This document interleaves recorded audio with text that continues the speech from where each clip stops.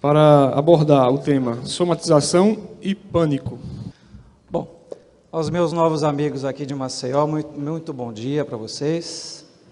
Uma alegria muito grande estar aqui. Recebam o nosso abraço aí carinhoso da Associação Médico Espírita de Santos, que não mais faz parte o Neymar, não é? Que agora faz parte da Associação Médico Espírita de Barcelona, não é mesmo? E que também é um privilégio ter os irmãos Alejandro, Sérgio, aqui nossos amigos de velhos tempos, né, aqui juntos, uma alegria, né? E viemos trazer algumas ideias sobre o tema, somatização, pânico, ectoplasmia, algumas hipóteses diferentes, sem pretender ser dono da verdade de maneira alguma, mas dividir um pouquinho dessa nossa experiência, do nosso grupo lá da AMI de Santos, e da SBTVP, Sociedade Brasileira de Terapia de Vida Passada. Deixo aqui meu e-mail para quem quiser algum contato, perguntas que eventualmente possam ter sobre o assunto, responderemos aí com o maior carinho. E, como foi dito, né, eu faço parte, junto com a minha esposa, Giovana, que é jornalista, do Departamento de Comunicação da AMI Brasil.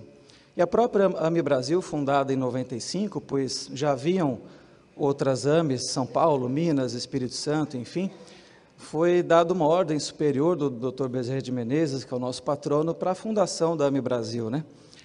Na época, em 95, a doutora Marlene ficou estressada um pouquinho, puxa vida, fundar a AMI Brasil, que trabalho que isso vai dar, né?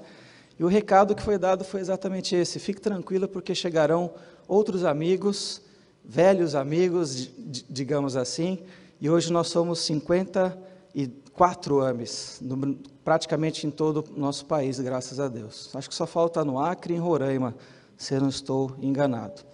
E também, por ordem do Dr. Bezerra de Menezes, o nosso trabalho é de muita obrigação, prazer e alegria, dividir esse conhecimento médico-espírita com a população em geral, além dos profissionais de saúde. Então, por orientação dele, nós lançamos no ano passado, no último Mednesp, a revista Saúde da Alma, que nós temos 24 matérias sobre ciência, saúde e espiritualidade, contando também parte da história da AMI Brasil, está disponível aqui no nosso evento, e lançamos agora esse ano, lógico, né, a questão do aborto, a polêmica desse parecer do CFM, ridícula de estimular o aborto até a 12ª semana de gestação. Temos no nosso site a nossa moção de repúdio a isso, além de listas que pretendemos mandar aos nossos políticos aí para reforçar o nosso posicionamento. E por ordem do Dr. Bezerra de Menezes, fizemos essa revista, Saúde da Alma, especificamente para o nosso evento aqui de Maceió com relação ao aborto, onde temos aqui alguns temas: prevenção ao aborto, consequências psicológicas, aborto como política de controle populacional, visão espírita do aborto, aborto e bioética, razões jurídicas, médicas e espirituais contra o aborto, vida intrauterina, paradoxo, exo e calamidade espiritual e a vida contra o aborto, para passar esse conhecimento para a população em geral do nosso posicionamento, que também está disponível aqui no nosso evento. Parte de comunicação é isso, né, Gi? Comunicação é o nosso esporte, né? Legal. Meus amigos, entrando no tema propriamente dito, né? Aqui está o nosso simpático colega numa crise de ansiedade aguda, num transtorno de pânico. Diga-se de passagem, né, que muitas vezes, erradamente, a pessoa fala: nossa, eu tenho pânico, né? A pessoa vê uma barata e fala: nossa, eu estou em pânico. Não é isso. Ou vê a sogra, né? Nossa, minha sogra veio, eu estou em pânico. Também não é isso, né? Isso é só um jeito da língua portuguesa de se expressar, o que a gente vai falar um pouquinho mais adiante, né? Bom, como definição simples e direta, a gente vê esses quadros de ansiedade como estado de humor negativo, caracterizado por sintomas corporais, de tensão física e apreensão com relação ao futuro. Então, vamos prestar atenção nesse tópico, né? Apreensão com relação ao futuro. A gente ouve falar das pessoas que têm ansiedade. Eu mesmo estava ansioso para vir para Maceió, a gente fez escala, não sei aonde, atrasou o avião, aquela coisa toda, né? Então, a gente fala normalmente: puxa, estou ansioso ou estive ansioso por um motivo ou por outro. Mas essa ansiedade, ela pode ser benéfica quando te prepara ou ela te protege para alguma coisa. Eu vou fazer a minha mala antes da viagem, eu quero fazer um plano de previdência, vou guardar R$100 ao mês, então eu estou me preparando ao futuro, sem ficar preso necessariamente a esse futuro, no porvir, no amanhã. E o que a gente percebe nessas questões da ansiedade, que somos às vezes muito controladores. A gente tem uma tendência natural a ser um pouquinho controlador. E torna-se patológico quando essa reação de ansiedade é intensa ou desproporcional ao assunto que me originou. Então, eu vou vir para Maceió 15 dias antes e vou ficar sem dormir. Precisa ou precisaria? Não necessariamente. Eu posso ficar um pouco ansioso, um pouco estressado para arrumar as coisas e fazer uma viagem, isso é normal. Então, dependendo da intensidade, a gente considera uma ansiedade benéfica, quando te protege, quando te explica alguma coisa, ou patológica. Então, na somatização, nós vemos aqui uma série de queixas físicas contínuas, dores, inflamações, asites em geral, bronquite, labirintite, gastrite, frescurite, todas as ites aí que a gente imagina, e muitas vezes inexplicáveis do ponto de vista clínico, onde todos os exames vêm normais. Diga-se de passagem, procure ao especialista, né, porque às vezes você tem um sintoma, como o nosso irmão Alejandro disse, e a pessoa vai empurrando com a barriga e deixa chegar num grau mais intenso, até com vergonha, ou com medo, ou com preconceito. Porque você vai no clínico, às vezes, você fala alguma coisa, ou no cardiologista, que está ali com a área das emoções, né? E te dá um remédio, te pede algum exame, e quando te é orientado para você buscar um médico da área da psiquiatria, parece que é o fim do mundo, é um atestado de que não tem mais jeito, né? Porque qual é a fama? Deixa eu perguntar para vocês, psiquiatra é médico de... Aqui também? Isso é bullying, Alejandro, com a gente. Eu vou entrar em crise, Sérgio, agora. Não, pelo amor de Deus. Aqui não, né? Por favor, gente. Porque é uma questão de preconceito mesmo, de buscar um médico da área da psiquiatria ou um psicólogo, porque parece que é o fracasso, o fim. Não é o fim. Pode ser um recomeço, deixa eu fazer propaganda para o nosso lado, não é mesmo? E, quem sabe, é uma melhora, de fato, com o medicamento, com a psicoterapia, como já foi dito aqui. Então, esses exames, esses sintomas que o paciente sente, devem ser investigados. Senão a gente pode dizer que tudo é espiritual, tudo é paralelamente espiritual. Nós somos seres orgânicos também, né? E esses sintomas crônicos geram um prejuízo significativo da vida social, da vida ocupacional, da vida afetiva, estressando a vida, né? Uma angústia psicológica, com sentimentos e pensamentos não saudáveis para esse corpo físico que nos abriga nessa encarnação, dessas poucas décadas que a gente está por aqui. Então, que tipo de sentimentos ou pensamentos não saudáveis, eventualmente, nós podemos ter? Irritações, mágoas, orgulho, egoísmo, indiferença, prepotência, coisas que no Mednesp, com certeza, está tudo lá fora, na rua. Nós aqui somos seres de luz super evoluídos, é assim que a gente espera, né? E o pânico, né, propriamente dito, ataques esporádicos intensos e recorrentes de extrema ansiedade com sintomas físicos desagradáveis, o que vai fazer muitas vezes a pessoa buscar auxílio médico no serviço de urgência, vai parar no pronto-socorro e, diga-se de passagem, é bom ir, porque de repente pode ser uma outra coisa. A crise de pânico propriamente dita pode durar de minutos a horas, dá em lugar aberto, lugar fechado, de dia ou de noite, sozinho ou acompanhado, geralmente adulto jovem, a faixa mais comum, 25, 30 anos, e mais em mulheres do que em homens, 2 casos para 1. Aí, achando numa pesquisa aí do livro Evolução em 2 Mundos, André Luiz, ele cita o termo psiconeurose, simbiose obsessiva onde espíritos anestesiam ou infantilizam mentes menos aptas ao autocontrole, podendo evoluir para o episódio epilético até. Olha que coisa. Então, a gente vai começar a fazer esse paralelismo com a parte da mediunidade, com a parte espiritual. Sintomas de pânico, né? Clássicos.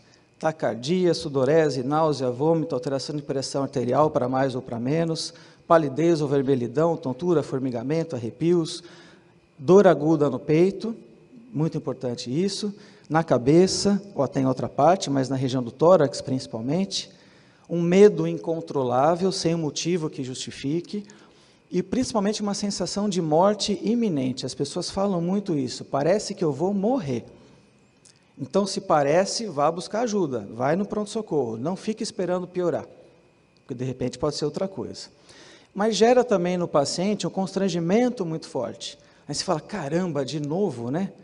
Eu vou no PS tomar um diazepam mais uma vez, fazer um eletrocardiograma de novo, colher exames de sangue, e a coisa se torna muito repetitiva.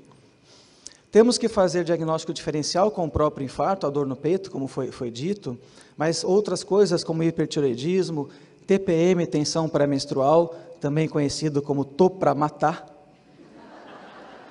Não é não, mulheres? Né? Intoxicações por drogas, só muda de estado, hein, gente? Lícitas e ilícitas, infecções virais ou bacterianas, uma febre altíssima, alterações hemodinâmicas, alterações metabólicas na acidose, do diabetes, epilepsia, encefalopatias, tumores. Então, o médico tem a obrigação de pedir exame, seja no SUS particular ou convênio, tá certo? Tem que investigar, o médico tem que ter o carinho e a preocupação de querer saber o que está acontecendo. Senão já atende com uma vontade, e o nosso propósito aqui está cheio de profissional de saúde, o nosso propósito não é esse, né?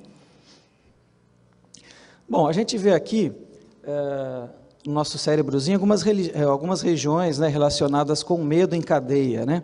O número 1 ali no meio temos o tálamo, onde receberia informações dos olhos, ouvido, boca e pele, daquilo que está nos acontecendo, do mundo externo, mandando informações lá para o córtex sensorial, que vai interpretar essas sensações de medo, que manda informações para o hipocampo, mais ali embaixo, o número 3, armazenando e recuperando memórias, processando os estímulos, e nessas memórias nós ampliamos memórias dessa vida e das outras encarnações, tá? Que vai mandar informação para a região da amígdala, o número 4, que vai descodificar as emoções, determinando possíveis ameaças, armazenando memórias, que manda informações para o hipotálamo, número 5, ali vizinho, decidindo o que fazer, melhor lutar ou melhor fugir. Então, essas conexões neurológicas, elas existem, nós somos um exército de células, como foi dito hoje aqui. Então, essas informações neurológicas, conectando com as informações do perispírito, vai fisgar coisas desse inconsciente e das nossas memórias, que estão ampliando essa visão de vida presente e das encarnações antigas também. Então, como causa orgânicas e psicológicas do pânico, da somatização, o que a gente vê? Alterações de produção e recaptações da serotonina, um neurotransmissor nosso, lá da região do sistema límbico, principalmente, ligado às emoções. O estresse da vida moderna, traumas que eventualmente nós passamos nessa vida, um assalto, uma perda, um desemprego, que eventualmente pode desencadear um estresse futuro, lógico, ninguém está imune às vicissitudes da vida. Uma personalidade prévia, já meio hipocondríaca, ou que vai se contaminar, que vai adoecer, existe casos assim também, uma questão psicológica intensa, grave, que gera sofrimento do dia a dia desse tipo de paciente, né? Falta de confiança em si, uma questão psicológica importante, falta de confiança na providência divina, uma questão psicológica e de religiosidade, também muito importante. A gente sempre tem a obrigação de perguntar a religião do paciente e se adequar à sua crença, não querer impor o espiritismo para todos, também não é por aí, a gente trabalha com o público em geral, né? E o que a gente percebe nas questões da ansiedade, como eu disse, querer controlar situações e o porvir. Tem gente que quer controlar tudo, né? Uma vez eu atendi uma paciente no consultório, que eu abri a porta, ela entrou, ela já começou falando assim, o médico é você? Eu falei, sim, não sei o que ela esperava, um cara que usasse jaleco, roupa branca, que eu não uso, ou esperava o Tarcísio Meira, o Brad Pitt, sei lá o que, né? Aí eu pedi que ela sentasse, eu atendo ela na minha frente, um sofá na minha mesa, e eu não fico atrás da mesa, por questões de fio do computador que fica em cima, eu fico de frente para o paciente. E essa paciente, que nunca me viu na vida, foi lá por indicação de uma amiga, queria mudar, ela falou, você vai ficar sentado aí na minha frente? Eu falei, sim, é o local onde eu atendo, né? Ah, não, está errado, o médico tem que ficar atrás da mesa. Vamos mudar a mesa de lugar. Você imagina, se ela queria mudar a mesa da minha sala, o que ela faz na casa dela com a família, né? E fica aquela briga toda. A queixa dela, a depressão, pânico e ansiedade. Então, querer controlar tudo e todos ao mesmo tempo, isso é impossível. No Mednesp 2009, o PowerPoint não abriu. Quase que eu entrei em pânico lá também, né? Graças a Deus, esse ano abriu. E como causas espirituais, fazendo essa conexão de saúde e espiritualidade, o que nós vemos em crise de pânico, propriamente dita? Mediunidade desequilibrada, associação de processo obsessivo espiritual, como já foi dito em N palestras aqui, e de que maneira os obsessores de plantão nos atuam. Basicamente duas: intuições negativas, minhoca na cabeça, fácil de entender. E na intuição negativa, o que vem de pensamento na crise da ansiedade, na crise do pânico, gerando a somatização, é vou morrer sem assistência. E a pessoa crê mesmo que vai passar mal e vai morrer, porque a sensação ela é viva, ela é real, não é inventada. Tá? Então essas intuições negativas, a gente começa a fazer uma conexão com uma lembrança lá do passado. Será que ele já não teve uma possível morte trágica na outra encarnação? E que às vezes o obsessor sabe porque estava lá juntinho na outra encarnação? É uma hipótese que a gente tem que pensar. Então, traumas físicos sofridos pelo paciente em outra encarnação, ou o paciente provocou um trauma físico intenso a terceiros, lá atrás, nesse passado, gerando desafetos, processos obsessivos, de mágoas ou raivas de pessoas que a gente possa ter pisado na bola lá numa outra vida e que de repente não nos perdoaram até hoje, séculos e séculos depois. É uma possibilidade, a gente não pode ser ingênuo, achar que nós não erramos no nosso passado. Nós aqui sabemos que é errado matar, sim ou não? Alguém aqui já matou alguém? Não? Não? Nessa talvez não, né? Mas e lá atrás? A gente não sabe, né? Então o que a gente percebe, uma outra maneira, nessa hipótese que a gente está dividindo com vocês, como uma hipótese, na tentativa de discutir, trocar informações, o que a gente vê na questão da ectoplasmia é que na crise de pânico propriamente dito, haveria, como hipótese, uma aguda e intensa manipulação de um fluido, que é o tal do ectoplasma, que foi citado em outros amigos aqui já que palestraram, por parte dos espíritos obsessores, gerando a questão da somatização. Então, as pessoas que teriam a somatização cronicamente, crise de pânico cronicamente, seria muito produtora desse fluido que é o tal do ectoplasma, um assunto polêmico, que como definição, abordando aqui, seria um fluido, uma energia, uma substância, uma massa, uma matéria, enfim, difícil definir numa palavra só, semimaterial, amórfica, elástica, produzida pelos seres vivos encarnados. Haveria o ectoplasma humano, vegetal, mineral, mas tudo que falarmos agora se resume ao ectoplasma humano, tá? Ectoplasma conduz eletromagnetismo, seria manipulável pelos seres espíritos, pelos seres humanos encarnados e desencarnados, também que se faz trabalho de cura nas casas espíritas, né? Teria uma massa, um peso, mas não tem nenhum aparelho ainda que consiga mensurar tudo isso. Não existe uma tecnologia ainda, né? Interagindo com o meio ambiente através dos efeitos físicos, que está ligado até na própria história da doutrina espírita, na materializações de espíritos, objetos, os fenômenos das mesas girantes, das irmãs Fox, lá nos Estados Unidos, e na casa espírita com os trabalhos de curas espirituais. E o que temos visto nessa questão médico-espírita, na psiquiatria, a somatização e o pânico, nessa hipótese que a gente está aventando aqui, lá do nosso grupo de estudo.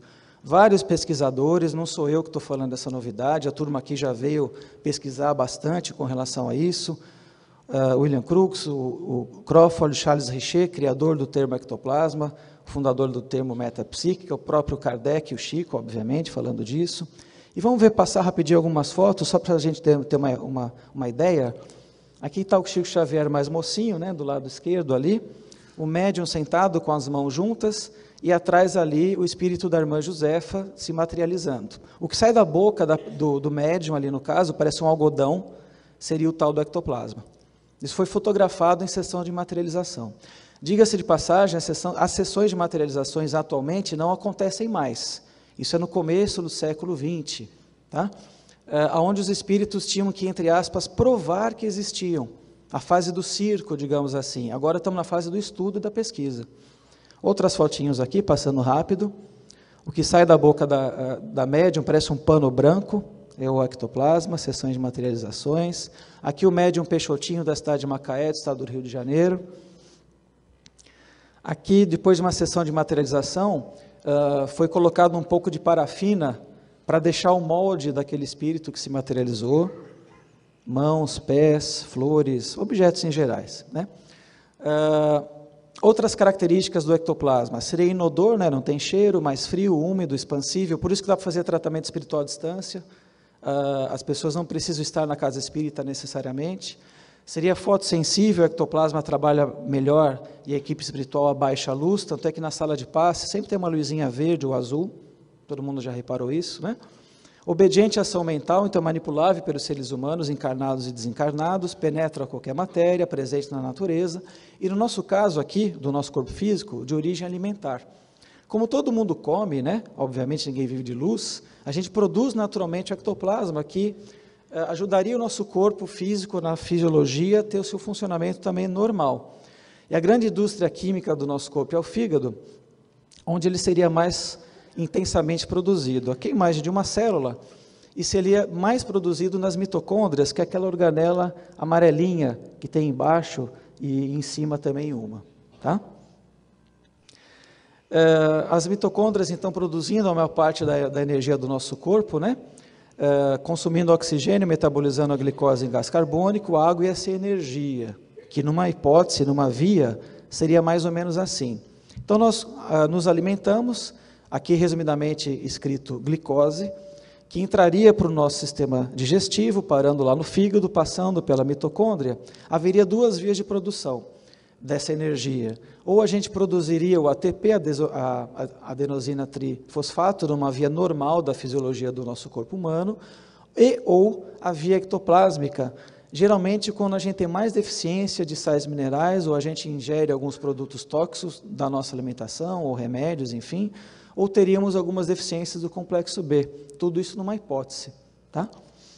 Então, todo mundo, mais cedo ou mais tarde, produz isso. Esse fluido, então, voltando ao tema principal, se acumularia mais na região do tórax, do abdômen, reparando com os sintomas da somatização e da crise de pânico.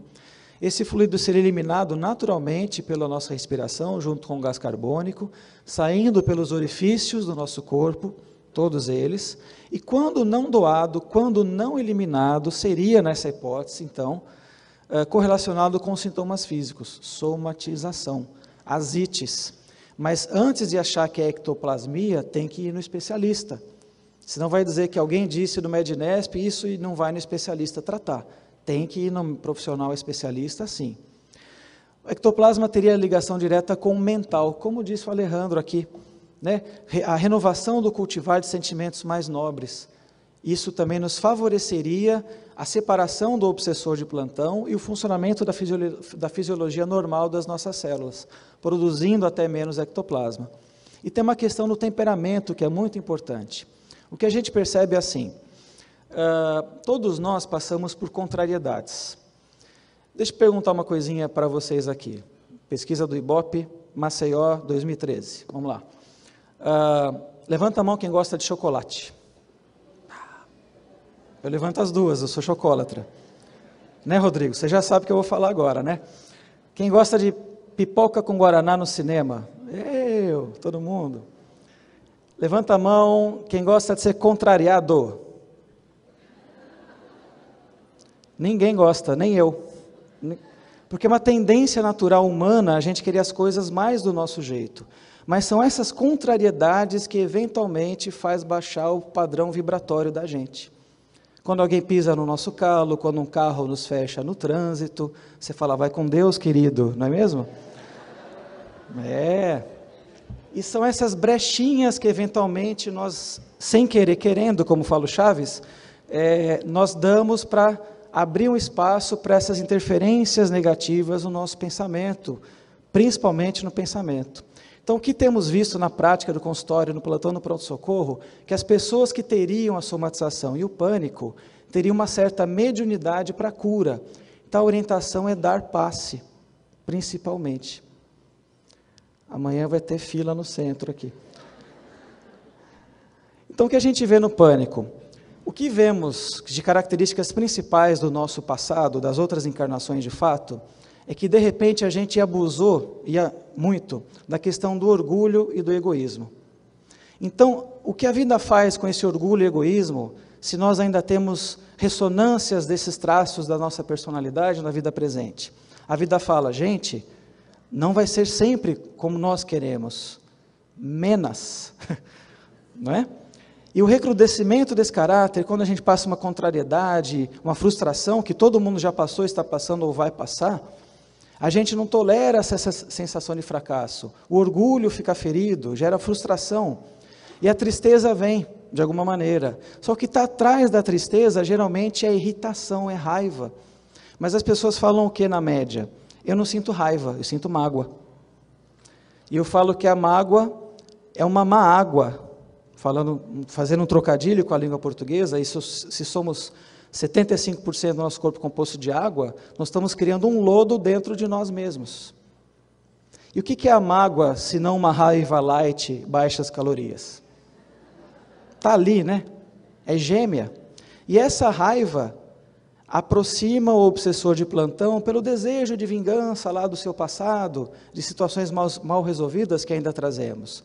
E o obsessor de plantão vai fazer acreditar esse paciente que ele vai morrer sem assistência, que ele vai passar mal de novo, vai no pronto-socorro, está tendo infarto. Intuições negativas. E ou manipulação do ectoplasma gerando sintomas físicos. Isso aqui é uma hipótese, para a gente pensar, discutir, trocar uma ideia. Então, da raiva, vem esses sintomas, vindo os sintomas da medo, a pessoa passa mal, são coisas vivas, que vai no PS, às vezes com um constrangimento, porque não é a primeira vez que acontece, dá a sensação de impotência nesse indivíduo, fala de novo, e fica. E às vezes gerando até uma depressão por conta disso. Então, a psiquiatria está aí para ajudar? Sim, com a medicação, se for o caso, como já foi dito aqui várias vezes, mas também dando esse complemento explicativo, para fazer uma revisão íntima dos seus valores. Então, antidepressivos, ansiolíticos, psicoterapias, nas várias abordagens, cognitiva, comportamental, TVP, que para o vascular TVP é trombose venosa profunda, né? Aqui TVP é terapia de vida passada, se for o caso, porque nem sempre é caso, vamos deixar isso muito claro, nem sempre é o caso. E o recado, mudança do temperamento, rever valores, praticar o bem, não fazer para os outros que não gostaria que te fizesse, é lei básica da ética, né? Meditação, yoga, mudança do estilo de vida. No caso, na terapêutica complementar espírita, desobsessão, evangelho no lar, equilíbrio e futuro desenvolvimento mediúnico, que a gente pensa que é dessa possibilidade da mediunidade de cura nesses casos, tá? Doação de ectoplasma através do passe principalmente. Mas vale também fazer caridade, vale também ajudar o próximo, não importa a religião que o paciente tenha. Alguns livros aí de bibliografia, psiquiatria básica, de ectoplasmia, o Luciano, né, Décio, que a gente leu o livro dele, o do Mathieu Tubino, um fluido vital chamado ectoplasma, citações de ectoplasmia no livro do André Luiz, lá, Evolução em Dois Mundos, e algum recadinho aqui que o Emmanuel sempre nos ajuda e puxa as orelhas, né? O título desse poema é Aguarda o Tempo. Aconteceu talvez o que não esperavas, o lado contra te ironiza, o sentimento ferido te aborrece. Entretanto, reflete nas bênçãos que a divina providência já te concedeu e procura sorrir. Não te disponhas com ninguém. Continua trabalhando e servindo em paz. Aguarda o tempo, na certeza de que pelas circunstâncias da vida, nas páginas do tempo, é que se manifesta mais claramente a voz de Deus. Inspiradíssimo, né? Arrepia, né? E Joana de Ângeles nos acolhe, nos conforta. Acompanha a marcha dos acontecimentos sem sofreguidão. Orientação contra a ansiedade mesmo. A tua ansiedade ou o teu receio não alterarão o recurso das horas. Aguarda o que há de suceder sem que te imponha sofrimento desde a véspera. O que pensas que acontecerá talvez se dê. Não, porém, de forma como aguardas, porquanto a vida obedece a um plano incessante de mudanças e transformações. Desse modo, espera com harmonia íntima, afastando do teu programa a agitação e o medo. O consolo, né? Calma, tenha fé, tudo passa. O site da AMI Brasil, gente, acessa, a gente é da comunicação, a gente precisa estabelecer esse contato de comunicação. O site da SBTVP, da Rede Mundo Maior de televisão, que são só programas de cunho espírita, de saúde e espiritualidade. A doutora Marlene tem programa lá, programa Portal de Luz. O Décio com a Giovana, o programa Ciência e Espiritualidade. Acessem, acesso gratuito. E aqui está uma foto minha correndo na Praia de Santos. Um beijo, fica com Deus. Tchau.